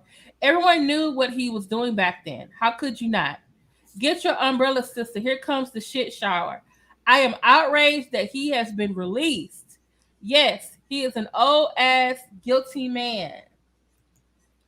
I would have said he's old, he's out, and I'm happy for him, but he's still guilty. I know 5 women who have not come forward. Enough, y'all. We know better. Powerful men do things black or white. Afrocentric woman. Mm-hmm. Who was right, Phylicia or Janet? I think that Janet has the right message, wrong messenger. Oh, yeah. Wrong messenger. Janet, she is the epitome of Black women keeping it too real. I think that her desire to keep it real has really hurt her career over the, Mm-hmm. the past few years. I think she likes to blame everybody for her situation as to why she was released from the show, Fresh But Prince he of admitted it. Bel-Air. But he apologized to her, and it kind of was, Come to Jesus moment. well, he apologized to her. I guess she accepted his apology, which I have noticed she has picked up more work since then. Mhm, So it makes me mhm. think like, oh, was she Maybe that's basketball like she said she was, or was it her, or was it her holding on to this anger? Was she the Monique before the Monique? You know. yeah, quite possibly. But I Quite have seen her in possibly. another movie. I did see her in General Hospital before her and Will Smith, you know, squash, the hat buried the hatchet. But there were some other times like Janet Hubert. I was like, Janet Hubert, I really love you. Please, like you said, keeping it too real. But I She think can in just this case though, yeah, because I don't really think I guess I don't see this as a beef in between. yeah, it's not a real beef. It's more or less like I feel like to a certain extent, it was like what she said here, when she said this part here. Felicia, what are you thinking? Mhm. Like, sis, what you doing? One-sided. Yeah, one-sided. She tends to call people out. So, like, I think that Phylicia Rashad received backlash from everybody. Like, not everybody, but many, many, many people, Mm-hmm. that forced her to take the tweet down. So it wasn't really like her. Well, when I looked at the tweet was still up. I thought she took it down. Oh, did she take it down? Hold on, let me go. She made, yeah, well, check and Because see if she took it when I down. But took the she screenshot submitted yesterday, the retraction or the correction. I think she took it down, but you can she check may have and taken see. it down. Hold on. So while you Yeah, she she took took it it down. down. Yeah, so she put something a little bit more palatable. So I just think that everybody responded like, "Sis, stop. Like, no. I know Mm-hmm. that's your friend, but, stop." Yeah, yeah, and And then she yeah. put this post up 7 hours ago. Well, no, not 7 hours Yes. ago, 3 days ago. And she says, I fully support survivors of sexual assault coming forward. My post was in no way intended to be insensitive to their truth. Personally, I know from friends and family that such abuse has lifelong residual effects. My heartfelt wishes for healing. So she did apologize. But then there was, She didn't apologize. wait, it's not a real apology? Hold on. No, read it again. She's not Oh, apologizing. I fully support survivors. My post was in no way intended to be insensitive to their truth. So she didn't say I'm sorry. Okay. No, she didn't apologize. Okay. Oh, is that why then she had to issue an apology as the dean at Howard? Because I read that, where is it? She may have received some internal, Because there were people at the college, which some people were like calling for a resignation, and then some people were like, no, Phylicia Rashad, she just made a tweet. Maybe she shouldn't lose her job over this. Howard should be glad to have her. Uh, where is it?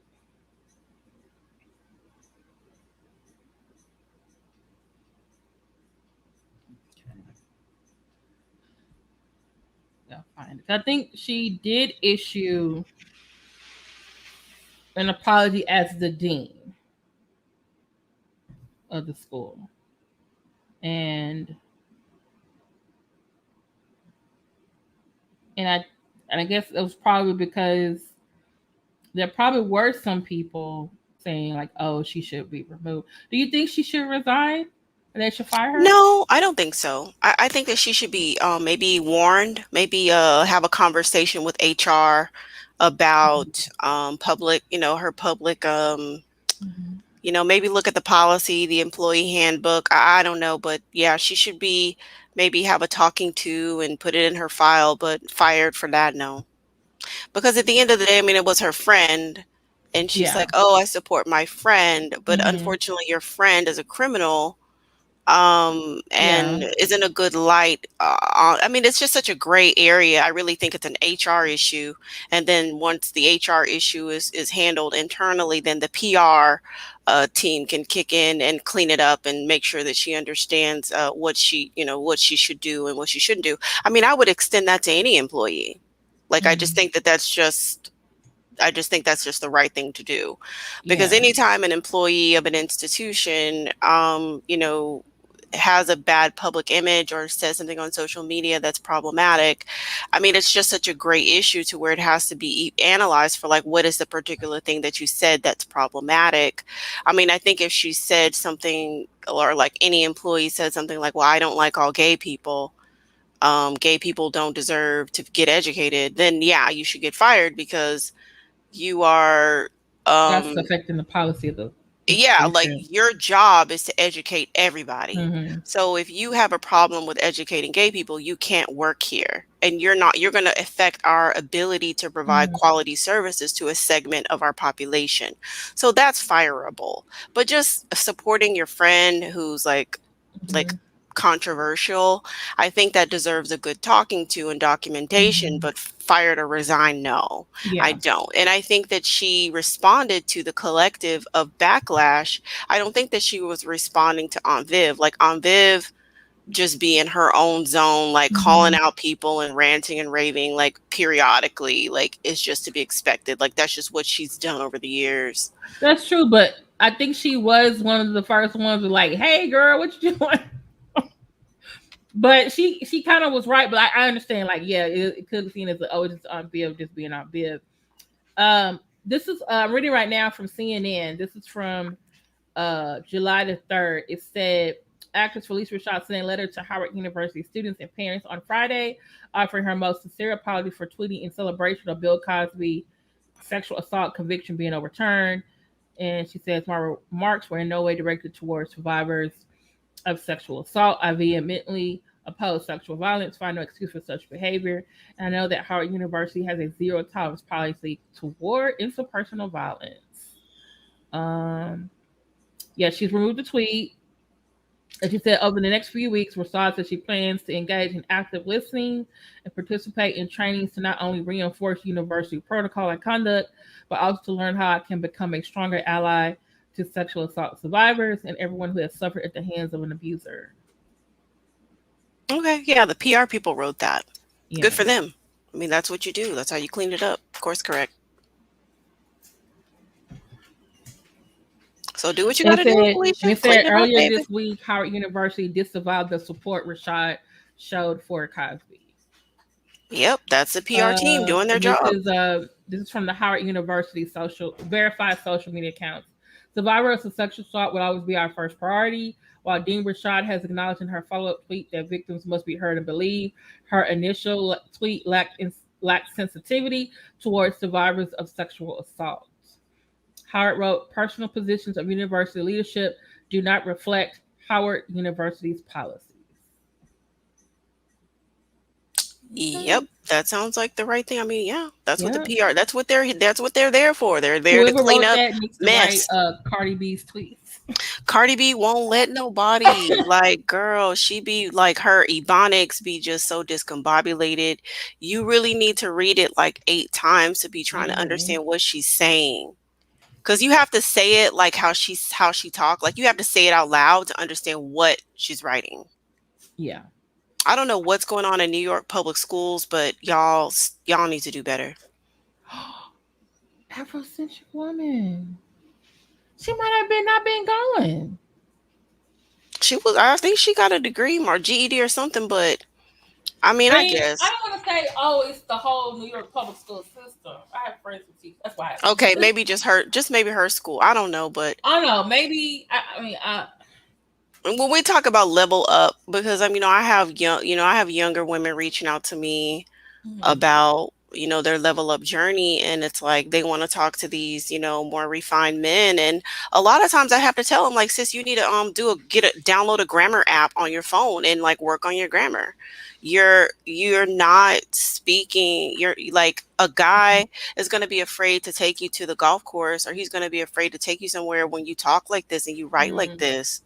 So you talking about level up, you want to buy a lace Yeah, I front think she wig and did you that. want to buy all this stuff. Like, no, you need to Mhm. level up your grammar, level up your diction, Mm. like get some vocabulary. Just, I mean, like you don't even have to have extremely expansive vocabulary. Just write in complete sentences and know how to use punctuation. Mhm. That's a That's start. true because like, or just be well read helps your vocabulary too. Because like Prince, he dropped out of middle school, but very well read and plays nine instruments. So it was like he when he talked, he didn't talk like he dropped out of middle school. Mm-mm. So Very intelligent man. So it's, I guess it's, it's not necessarily about, having an advanced degree or anything, but come on. I think that a mhm, basic level of your level up, like you need to be able to communicate mhm, effectively. You need to be able to communicate effectively. You need to be mhm, able to roam around in different environments and be able to communicate effectively in writing and in speaking. You don't need to be a professional public speaker, but you do need to know how to carry on a conversation mhm. with various different types of people. And that's where you need the good grammar. You need better grammar, at least basic grammar. Like I mean, sis, when I tell you the emails that I get, it's just like, oh my God. Like it Nappy Yankee. Don't start no shit over here. Did you just hear me defend New York? I'm a Texan, but I lived in New York 2 times, two leave New York years. alone. I'm not condemning all of New York. I'm talking about just Cardi in particular. I just think it would like, this is the thing about Cardi, like she can get away with a lot more than like a dark skinned woman can, because the way Cardi carries herself and her diction and her ebonics and stuff like that, it's considered feisty. It's considered, interesting. Oh, it's ethnic. It's whatever the But I case may also be. think, like you said, like a dark skin woman couldn't get away. But then also, it's also the stereotypical Latina, like she, like you said, feisty, Yeah. spicy, and then The stuff plus that they do plus when they she's imitate like the stuff she's that a they do when they mhm, imitate us, or, have more of like, I guess, an urban flair to them, like yeah. even like someone like a Bad Baby, which is just a ratchet hot mess. Oh It's my so much, goodness, it's so much more how is she? palatable. It's so much more Okay, palatable. But when a I black woman does it, it's ghetto, it's ratchet, you're masculine, you're loud, you're aggressive. yes, But Latina women can be code 20 switch. times worse than us, and it's considered a feisty Latina. But if a black woman, Yeah, confronts but you then on I know something, some Latinas who she's don't being like that. aggressive. So Hmm. it's a huge double standard, and it's like we don't make the rules. Like this is just what it is, and like we just have to learn how to navigate the world that we live Hmm. in, and step by step try to make it better. But yeah, her writing is like, sis, like let somebody help you. Hmm. Please let somebody Yeah. help you. Eventually, she's gonna have to come to that realization, and hopefully, more people like me were like, "Hey, Cardi, I love you, but After a back whole off." Grammy, she haven't changed, so I don't know what the incentive But would then again, I be. kind of wonder, like, is she just showing us like consistency? Did she not care? Like she said, she's in it for the money. Who? Uh, Cardi, she said she's just in it for the money. Consistency with the social media? No, I'm just saying, it's just her just showing like, hey, I'm not changing for anybody. I'm the same Cardi then. Oh I'm the same yeah, Cardi yeah, that's her now. persona. That's very much so her persona. I mean, Yeah, she has made a lot of money on that, so I kind of feel like her thing is like, don't, if it's not broke, don't fix it. yeah, Like, why should I change? I'm making money. Like, why should I?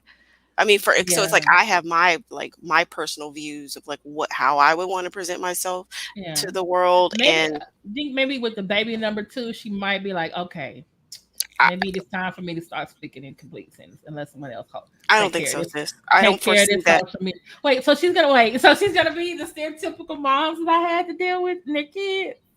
Yes, I don't Okay. foresee her. I don't Oh foresee her. Lord. I don't foresee her changing. I have so much respect for you, educators.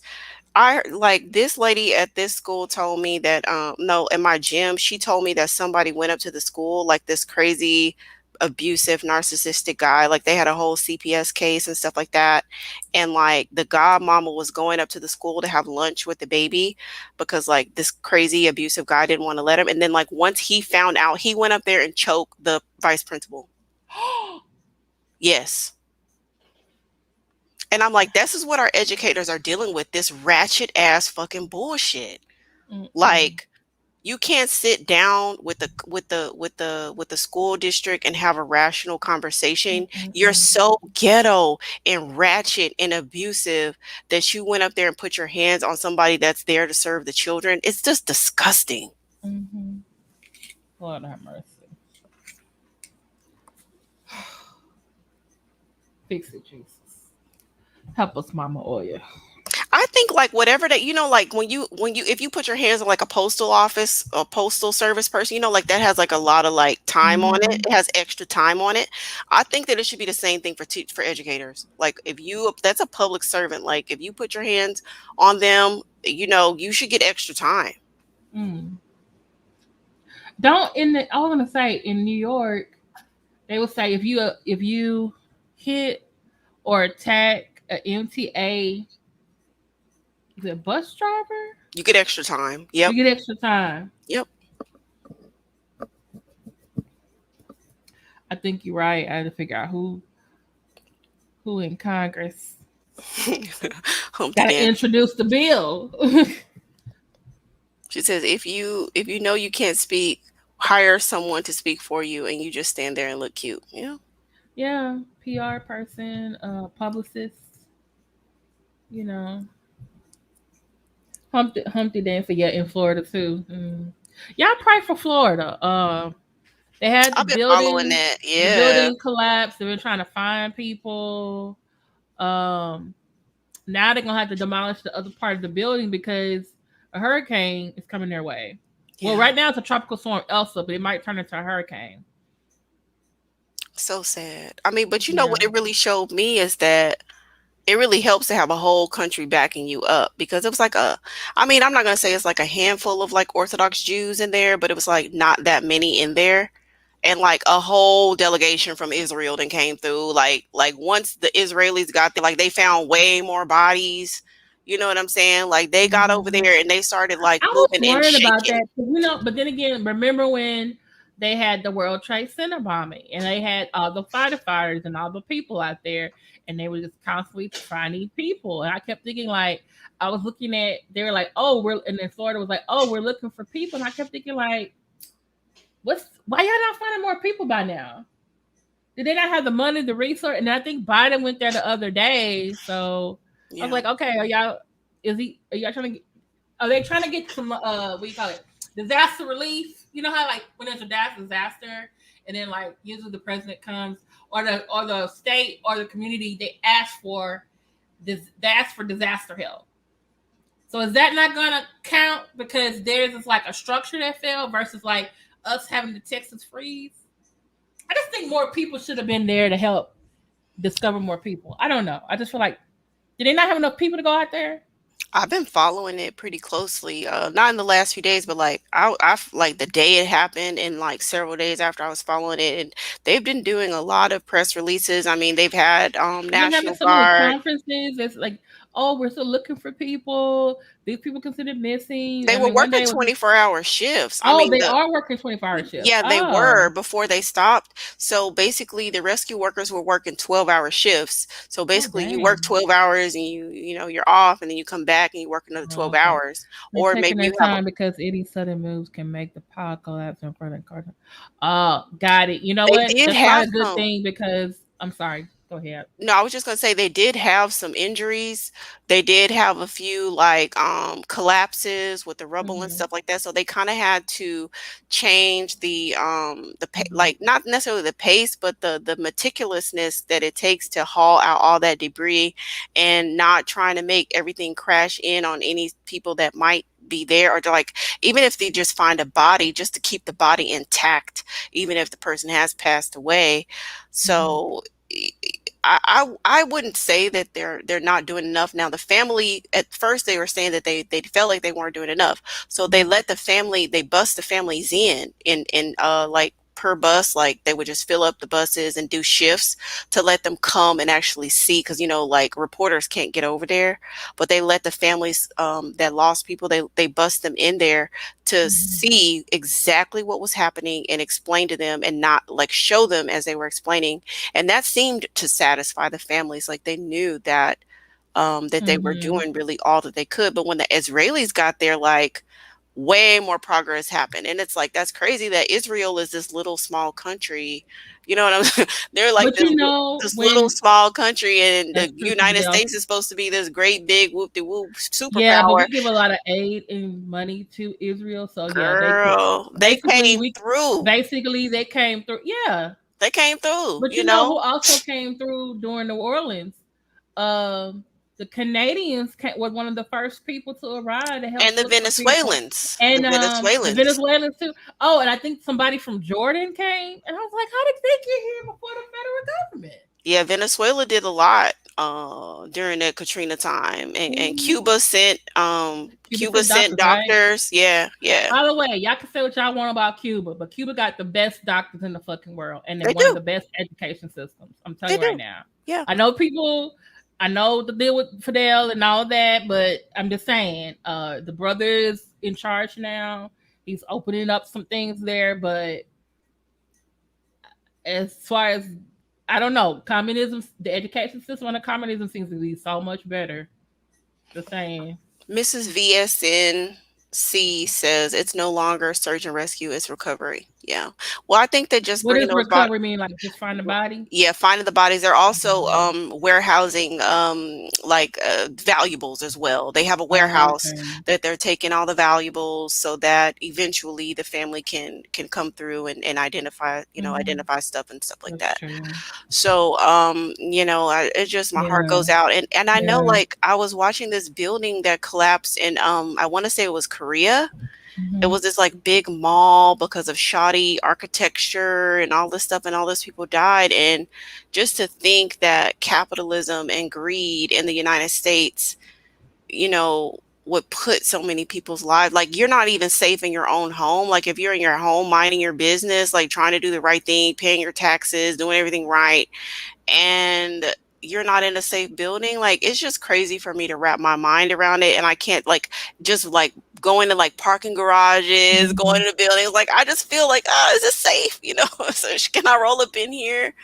Is it damaged? It's like I'm nervous that people can just overlook so many problems, and those people have to lose their life unnecessarily. It's crazy. Yeah, so I'm just praying for them. They're supposed to demolish the other side of the building before the tropical storm or the hurricane arrives. I think they said it's supposed to arrive Thursday or Wednesday. I keep watching all the little meteorologist reports. The what do you call it? Maps that show you the path of the hurricane. Because part of me is like, oh, I wish the hurricane would go somewhere else. But then I was like, oh no, because then it either can go hit New Orleans again, or it hits Texas. For some reason, it's either the three of us. Either New Orleans gets it, Houston gets it, or Florida gets it. Yeah. I'm just like, okay. Wait, on top of it, it's monsoon season? Yeah, I mean, it's been raining every day. Got monsoon season. I thought only India got monsoons. Every time they're doing the press conferences, it's always underneath that like tent thing, because it'd be raining. Yeah, and the monsoon, if I'm correct, that's like a tornado up under the water. I think it's heavy. I think it's heavy rain, but it's probably not called. I think it's called the rainy season in Florida, but we just colloquial say. Okay, I thought a monsoon was like a tornado or something that was from the ocean and it spilled all the water onto land. Let me go look that up. I'm a history teacher, not geography. I only took one oceanography class. That was over 20 years ago. So, are there any last thoughts or things you want to say, Afrocentric woman, before we go for the night. I think we talked about everything on the list. Yeah, we did. You see how my mind works. I probably am a bit over analytical and verbose for something that No, could be but very I need simple. someone who's a little bit more analytical than me because I'm a little bit more. What's the word? Some people say superficial on things. You direct. Like, you actually You got me thinking on some things. I was like, huh, I ain't never thought about it like that. Okay. Mhm. So, okay, well, I'm glad that, my contributions were beneficial, because sometimes I wish I could just answer something a little bit more directly, but I'd be like, but I'm thinking about it in like from 18 different perspectives, and really, Mm-hmm. so, I really appreciate the opportunity to come and share with your audience. And yeah, I think Oh, we hit can on a you lot today. give me your? Let me see if I can go find your link so I can tell them to check out your channel. I feel like I should give disclaimers and warnings for y'all come over there. Okay, so for y'all come over there, let me tell you what you're gonna get. Okay, I chronicle my dating life a lot on the channel. I talk about parenting, narcissism. I talk about Black women healing themselves and being for their own self preservation, especially dark skinned and brown skinned women with phenotypically African features. I am a single mother. I support single mothers. So I know I have a video coming up about that Mm-hmm. very soon, about being a Awesome. welcoming space Y'all for definitely should moms. join me in the chat. You know what day it's coming out? I don't know. It's just on my mind, just because I was on a content creator that I really respect live, and for just out of nowhere she just started going in on single mothers, and I was like, why, What? sis? I know, because we get it so hard in the malosphere, and Kevin Samuels, Yeah. single mothers are for the streets, and single mothers are But the didn't he say something to this one single mother? He wasn't giving her the business, but he invited her onto the show though. She's an which one? Instagram model. Oh, Tommy Lee. Is that her name? I don't know her Yeah, name. from Atlanta. Tommy. I'm She a not light sure. skinned lady. Oh, no, no, I don't know. Well, Okay. but he did have Tommy on there, and she's a single mom too, and he didn't go in on her. So he picks and chooses, but just in general, Or the he's trying to rhetoric. change his tune since he's been on Vlad TV and they asked him about that gay man, that man in his bed. Ooh, ooh, Maybe he trying to change.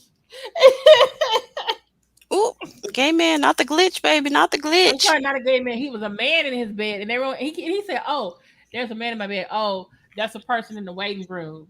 That's a And then glitch. That's a and glitch, then baby. and then Dr. Laquanda Jefferson, she said, "No, this is what it looks like. Someone in the waiting room.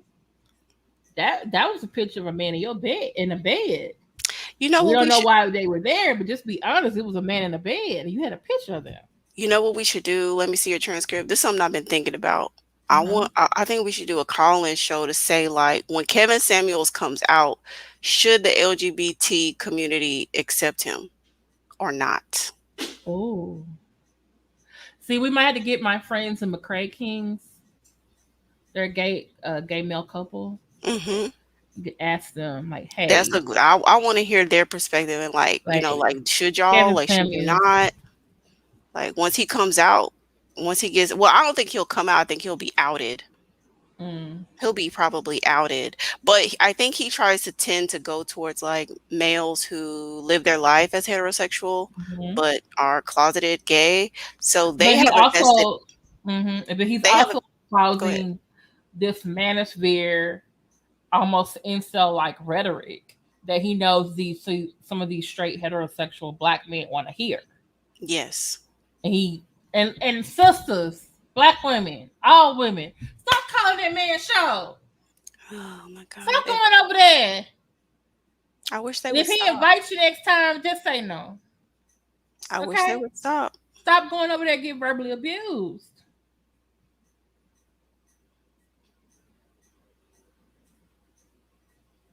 Oh, I'm gonna have to go watch that video. I'm trying to think of which one that. Oh, yeah, that one narcissistic guy. Yeah, I might if I have some energy. I'm probably about to eat a salad because I'm hungry. If I have the energy, I'll go on live and I'll update my like most recent dates. I'll Okay, update let me know. those. Okay, I'm subscribed. Y'all go subscribe right now to the Afrocentric Woman. So if she chooses to go live tonight after she eats a salad, uh, you're my role model because I would not be eating a salad right now. I'd be something else. I ain't Well, gonna lie. let me tell you why. It's because I went and had a frappuccino with whipped cream, Ooh. and then after I had the frappuccino, why I turn around and go eat an ice cream? I ate an ice cream thing, like a scoop of ice cream, because my daughter wanted ice cream. So I feel like I'm Oh, having a diabetic meltdown right now. So oh I feel like, I mean, no. I don't have diabetes. I'm just saying, like, I just feel like I am feel like I'm on a sugar high. So I feel like if Oh, I eat the greens, it'll like help a me. balance out. Yeah. Yes, yes. I feel like it'll Mhm. help me balance out because I'm like Okay. really on a high Okay. right now. All right. I get it. I get it. I get it. So y'all subscribe to the Afrocentric Woman so when she eats her salad and comes back on to give us an update about her love life. So I might need some help with that because I haven't dated in a very long time, and I think I'm ready to get out there. Okay, so But Mocha Mommy I is a good channel. Mocha who? Mocha Mommy. Mocha mommy. She is really good at giving content for Black women who are just getting back into dating or getting into Mhm. dating for the first time. So I would say start with Mocha Mommy, and when you're ready to like get to the bag, you're ready to like get high net, like come to my channel. Like, Oh, okay. All right. okay, I will. yes. All right. Well, thank you so much, Afrocentric Woman, for being my guest co-host. Y'all, please go subscribe to Afrocentric Woman. Uh, and y'all come back here, meet me. Well, Monday, please go to my friend Speaker Trooper Roxanne. Tuesday, come back with me. I'm doing the first. I'm doing episode 6 in my African American Greed series. It will be about Dr. Boyce Watkins. Wednesday will be my friend Dara Moore. Thursday will be Mookie and Tamika Sweet Pea Brown, who you see in the chat. Please subscribe to his channel. And then Friday will be Friday Night Live. And then Saturday, it'll be me all over again. So, a full. And then you may come back on, you said, after such a woman? Yeah, I might do like a late night. Just Okay, a late yeah. night. So And just I'll kind see of you update over. everybody on my dating shenanigans. So if you want to come hear my Okay. dating shenanigans, you can come on over. Okay, so y'all make sure you subscribe, hit the like button, subscribe, and click the bell and click all notifications so that you get all the notifications every time we are going live. Thank you so much for being my good host tonight. And you have a very good night, Afrocentric Woman. Thank you, dear sis. You too. Peace to the All chat. right. All right. Good night, everybody. Love you. Oh, yes, it's ladies' night. And it's feeling right. Oh, yes, it's ladies' night. Oh, what a night. Oh, what a night.